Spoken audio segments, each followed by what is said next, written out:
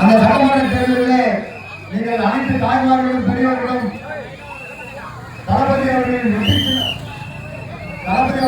சின்னமான சின்னத்திற்கு வாக்களித்து பெருவாரியான வாக்கு வித்தியாசத்தில் வெற்றி பெற செய்ய வேண்டும் என்று உங்களெல்லாம் தாழ்மையுடன் கேட்டுக்கொள்கிறேன்.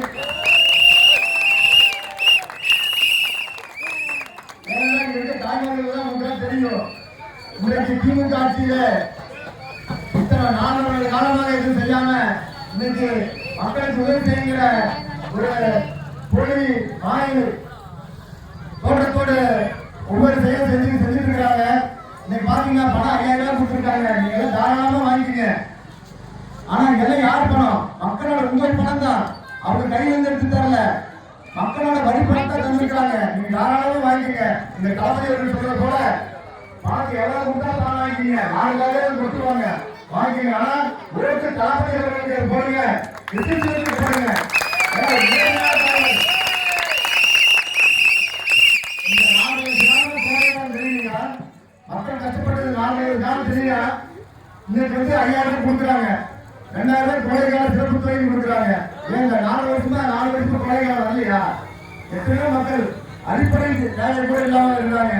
அதெல்லாம் நிறைவேற்றாம எலெக்ஷன் வருது, மக்கள் எப்படியாவது ஓட்டு வாங்கணும். ஏன்னா அவங்களுக்கு எல்லாம் தெரிஞ்சிருச்சு,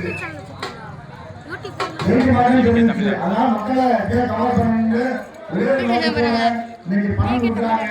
இந்த வேணா வாக்குறுதி கொடுப்பாங்க, நாங்க அதை செய்யற விஷயம் நம்பிடாதீங்க. தாய்மார்களே, உங்களுக்காக உழைக்கக்கூடிய ஒரே தலைவர் தளபதி விஜய் அவர்கள் தான். நீங்க எல்லாம் நல்லா யோசிச்சு பாருங்க. தளபதி அரசியல் பணம் சம்பாதிக்கிறதுக்காக இல்ல, மக்களுக்கு உதவி நோக்கத்துக்காக வந்திருக்கிறாரு. நீங்க எல்லாம் தாய்மார்கள் பெரியவர்கள் ஆதரவு கொடுத்தீங்கன்னா தான் புதுசா வந்திருக்கிற தமிழக கட்சி ஜெயிக்க முடியும், தளபதிகள் ஜெயிக்க முடியும். ஏன்னா தாய்மார்கள் கண்டிப்பா தளபதிகள் அரசியல் கட்சியை பதவியிருக்காரு. நீங்க எல்லாம் ஆதரவு இருக்கணும் அப்படின்னு கேட்டுக்கொள்கிறேன். மேலும்